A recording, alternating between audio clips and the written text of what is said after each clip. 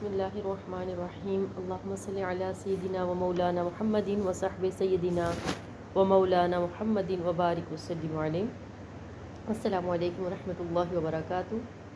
آج کی اس ویڈیو میں ہم جانیں گے سورہ اخلاص کا تعارف، سورہ اخلاص کی اہمیت۔ تو یہ والی جو صورت ہے، اس صورت کے بہت سارے نام ہیں سورۃ الاخلاص کے۔ اس صورت کو سورۃ التوحید بھی کہا جاتا ہے۔ کیوں؟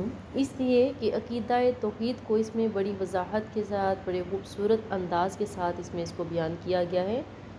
نمبر 2، اس کو سورہ نجات بھی کہا جاتا ہے۔ مطلب یہ کہ اس صورت کے ذریعے انسان کو کفر و شرک کی جو غلاظتیں، آلودگیاں ہوتی ہیں، ان سے بندے کو نجات حاصل ہو جاتی ہے، اور نیز جہنم کے عذاب سے بھی بچنے کا ذریعہ ہے۔ اس کے علاوہ اس صورت کا ایک اور نام ہے مکشکشا، یعنی کشکشا کہتے ہیں بیماری سے شفا یاب ہونا۔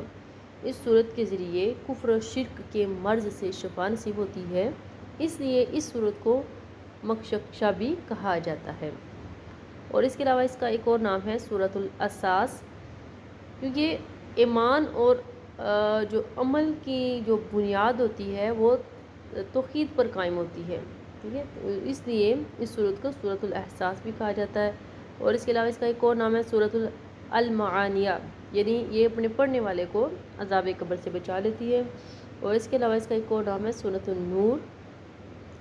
اس صورت کی وجہ سے بندے کے ایک ذہن میں یا بندے کا جو دل ہوتا ہے اس میں روشنی یا اجالا ہو جاتا ہے۔ پھر اس کے علاوہ ایک اور اس کا نام ہے سورۃ الامان، یعنی اس صورت پر ایمان رکھنے والے کو اللہ تعالیٰ کے کا جو غضب ہے، اللہ کا قہر ہے، اس سے بندے کو امان حاصل ہو جاتی ہے، ٹھیک ہے۔ اور اس صورت کے بہت سارے نام ہیں، ان میں سے جو بہت زیادہ جو مشہور نام ہے اس کا نام ہے سورۃ الاخلاص۔ اور زمانہ نزول کے حوالے سے اس کا یہ ہے کہ بعض علماء کے نزدیک یہ والی صورت مکی ہے، اور بعض علماء کے نزدیک یہ والی صورت مدنی ہے۔ اور پھر بات کرتے ہیں اب اس کے اہمیت کے حوالے سے، فضیلت کے حوالے سے۔ عائشہ رضی اللہ تعالیٰ عنہ فرماتی ہیں کہ نبی صلی اللہ علیہ وآلہ وسلم نے ایک صحابی کو ایک لشکر کا امین بنا کر کسی مہم پر روانہ کیا، اور ان کا یہ معمول تھا کہ جب بھی وہ جماعت کراتے، ہر رکعت کی قرات کے آخر میں سورۃ الاخلاص تلاوت کرتے۔ واپسی پر جتنے بھی لشکری تھے انہوں نے اس بات کا تذکرہ بارگاہ رسالت میں کیا۔ حضور صلی اللہ علیہ وآلہ وسلم نے فرمایا کہ تم اس سے پوچھو وہ ایسا کیوں کرتا ہے۔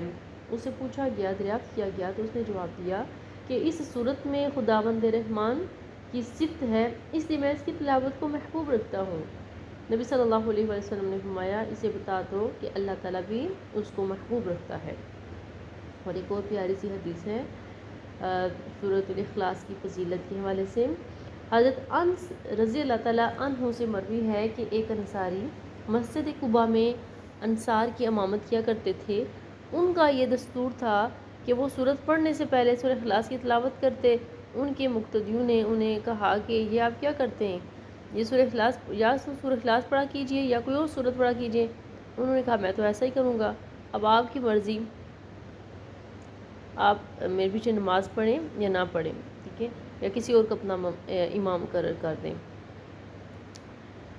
اور وہ جو تھے امام تھے وہ بہت زیادہ نیک تھے، بہت زیادہ پارسا تھے، اس وجہ سے جو لوگ تھے وہ دوسرے لوگوں کو اپنا امام بنانا پسند نہیں کر رہے تھے، تو لہذا اس بات کا بھی تذکرہ آپ صلی اللہ علیہ وسلم کی خدمت اقدس میں کیا گیا۔ حضور صلی اللہ علیہ وسلم نے فرمایا کہ تمہارے مقتدی جس طرح کہتے ہیں تم اس طرح کیوں نہیں کرتے؟ تو اس نے عرض کیا، یا رسول اللہ صلی اللہ علیہ وسلم، مجھے اس صورت سے بڑا پیار ہے۔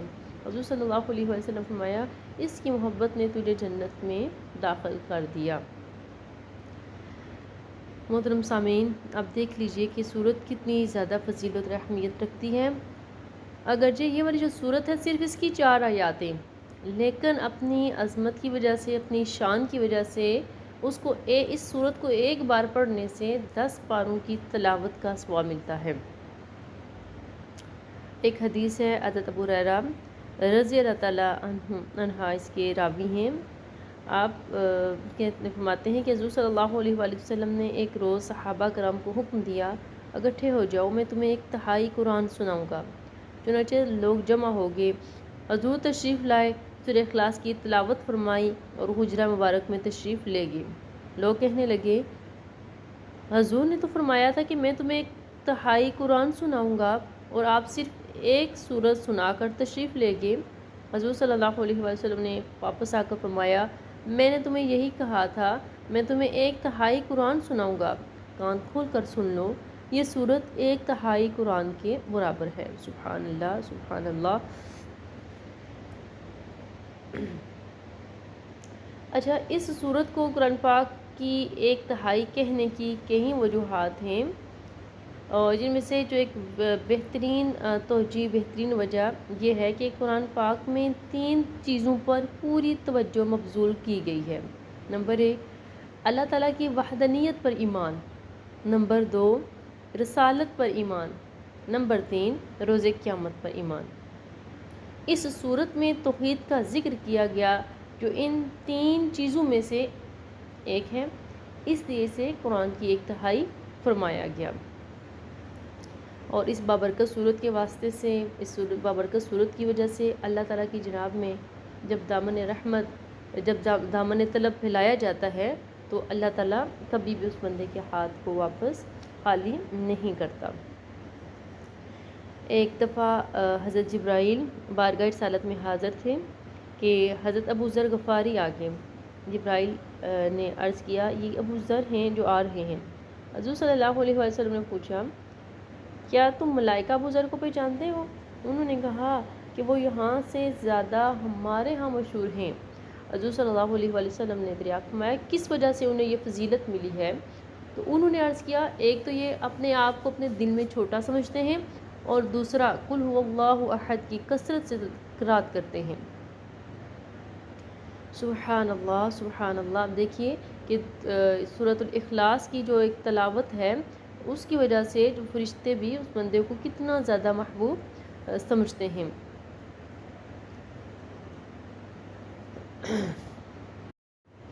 سہل بن سعد الساعدی رضی اللہ تعالیٰ عنہ سے مروی ہے، ایک شخص نے بارگاہ رسالت میں اپنے فقر اور تنگ دستی کی شکایت کی۔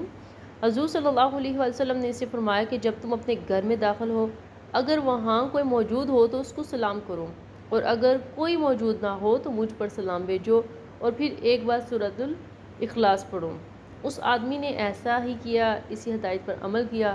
اللہ تعالیٰ نے اسے اتنا وافر رزق عطا فرمایا کہ وہ اپنے پڑوسیوں کو بھی اس سے مستفید کرنے لگا۔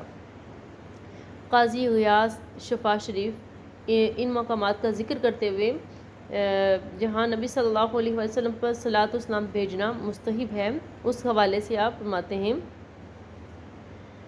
عمر بن دینار جو امام حدیث ہیں، سیاستہ کے مصنفین نے ان سے حدیث روایت کی ہیں، اللہ تعالیٰ کے اس ارشاد کے ضمن میں فَإِذَا دَخَلْتُمْ اس پر لکھتے ہیں کہ جب تم اپنے گھروں میں داخل ہو تو اپنے آپ پر سلام بھیجو۔ ابن دیار رحمۃ اللہ علیہ کہتے ہیں، اگر گھر میں کوئی نہ ہو تو السلام علی النبی ورحمۃ اللہ وبرکاتہ ہو۔